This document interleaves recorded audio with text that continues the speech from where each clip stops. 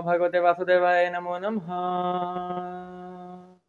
आज 8वां अध्याय मार्कंडेय जी की तपस्या और वर प्राप्ति। इस अध्याय में शौनक आदि ऋषि पहले सूत जी से कहते हैं आपका ज्ञान अगाध है।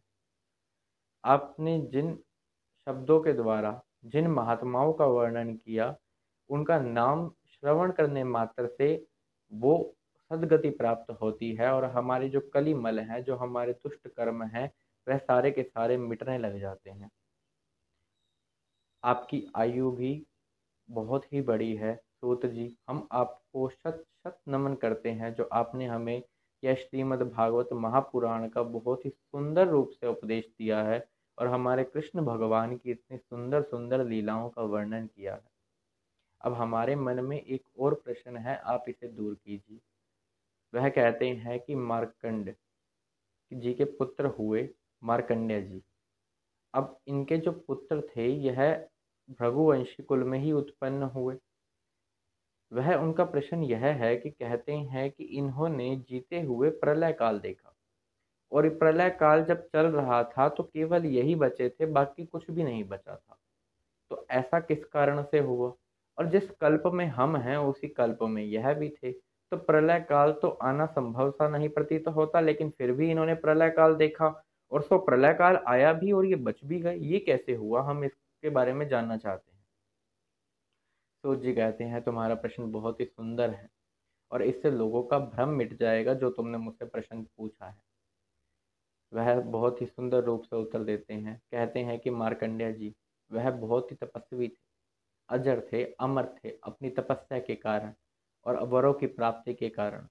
उन्होंने कैसे कैसे वर और किन किन देवताओं की प्राप्ति कर रखी थी, वह इसी अध्याय और इससे आने वाले 2 अध्यायों में बताया जाएगा। उनकी तपस्या इतनी ज़्यादा थी कि जब उन्होंने सारे वेदों का अध्ययन कर लिया अपने पिता और अपने गुरु द्वारा, तो उसके बाद उन्होंने जीवन काल के लिए पूरे ब्रह्मचार्य रहने का ही निश्चित किया। और उस समय उनकी आयु भी अब इतनी हो गई थी कि उनको तो मृत्यु भी कुछ नहीं कह पा रही थी, यानी कि मृत्यु उनका कुछ नहीं बिगाड़ पा रही। उन्होंने अपनी तपस्या से मृत्यु पर विजय प्राप्त कर ली थी। नित्य प्रति उठना, जो संध्या वादन होता है, पूजा होती है भगवान की, यहाँ तक कि मानसिक वस्तुओं में भी वह भगवान की पूजा करते, गुरु का आदर करते, भिक्षा मांग कर लाते और जो उनके पास होता वह उनके चरणों में दे देते। उसके बाद गुरु आज्ञा करते तो वह कुछ खा लेते, लेकिन आज्ञा नहीं होती तो उपवास रख लेते। इस प्रकार वह नित्य प्रति अपना नित्य क्रम कर रहे थे। उनका एक नियम था, वह वही करते रहते थे और वह केवल उन्हीं के ध्यान में मगन रहा करते थे जो कि हमारे नारायण हैं।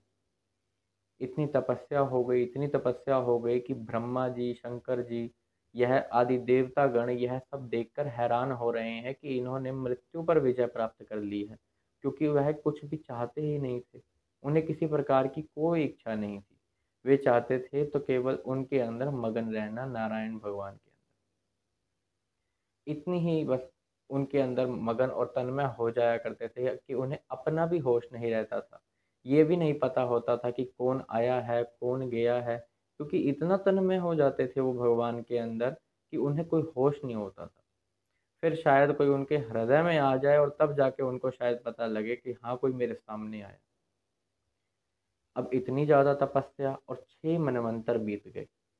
7वें मनवंतर ने इंद्र ने देखा कि इसकी तपस्या तो बहुत ज़्यादा है। वह उनको शंका होने लगी और वह तपस्या में विघ्न डालना चाहते थे। तो विघ्न डालने के उद्देश्य से उन्होंने अपने जो मित्र हैं उनको भेजा और वह है कामदेव।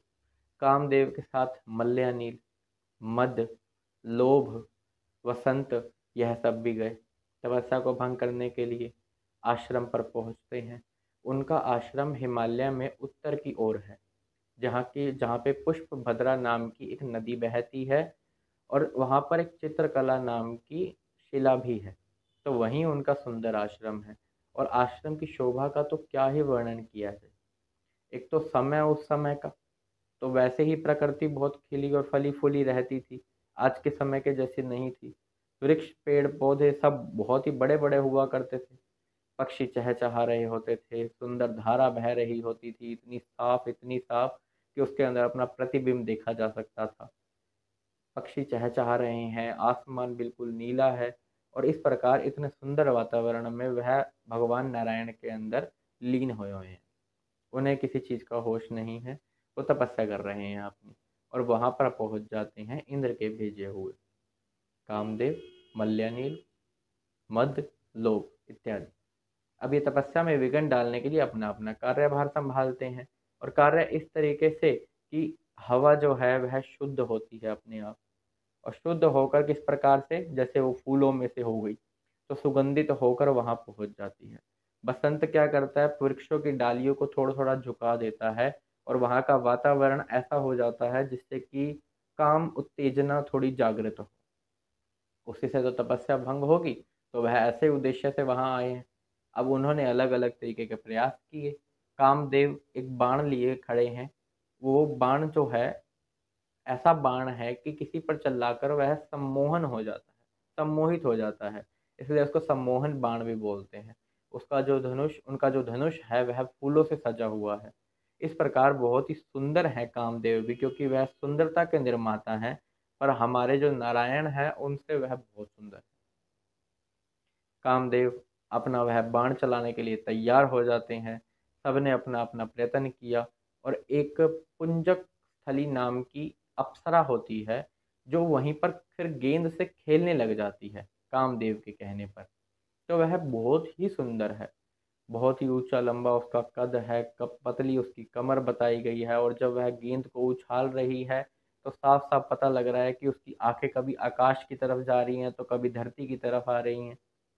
और हवा के थोड़े झोंके उठते हैं जिससे कि उसकी झीनी-झीनी साड़ी हल्की-सी उसके शरीर से अलग हो जाती है। यह सब काम उत्तेजित हो करने के लिए यह सब प्रयास कर रहे हैं ताकि मार्कंडेय जी की तपस्या में किसी प्रकार से विघ्न डल जाए। लेकिन उन्होंने खूब प्रयास किया, मार्कंडेय जी को इससे तनिक भी प्रभाव नहीं पड़ा, क्योंकि उनका ध्यान केवल तपस्या में था, उसके अलावा उन्हें कुछ चाहिए ही नहीं था। उनके सारे प्रयास फेल हो गए जो इंद्र द्वारा भेजे गए थे। सब वापस जाते हैं कामदेव आदि, वहाँ जाके सारा वृतांत बताते हैं। ऐसे भागे जैसे सांप को छेड़कर बच्चे भाग जाते हैं। तो वह वहाँ जाकर बताते हैं कि कुछ नहीं बन पाया, यह तो अपनी तपस्या में संलग्न रहे, अब कृपा का प्रसाद दें।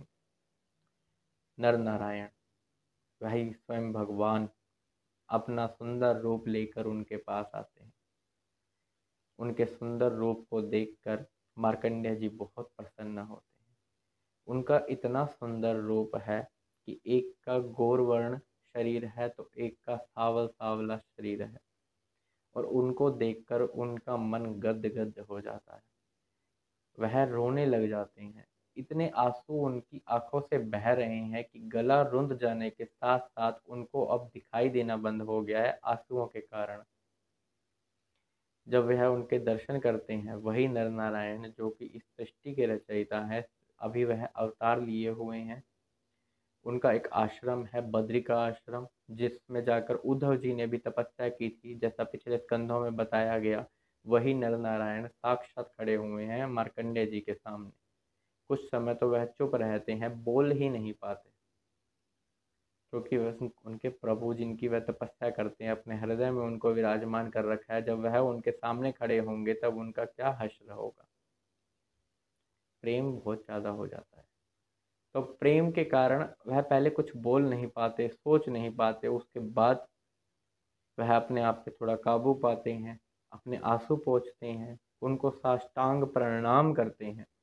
उसके बाद धूप, दीप, घी आदि नैवेद्यों से उनकी पूजा आराधना करते हैं, श्रेष्ठ आसन देते हैं, फिर उनकी बहुत ही सुंदर स्तुति करते हैं।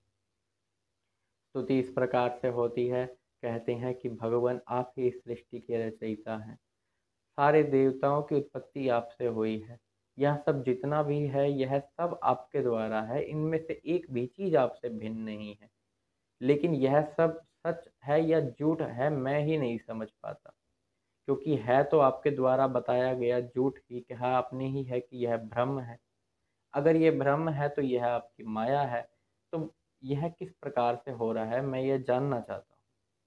और स्तुति के दौरान कहते हैं कि प्रभु आपके तो गुणगान इतने हैं कि यदि इस जीवन भर या ब्रह्मा जी की आयु लेकर भी उतनी आयु में आपके सिर्फ गुणों का गान किया जाए तो भी वो आयु कम पड़ जाए।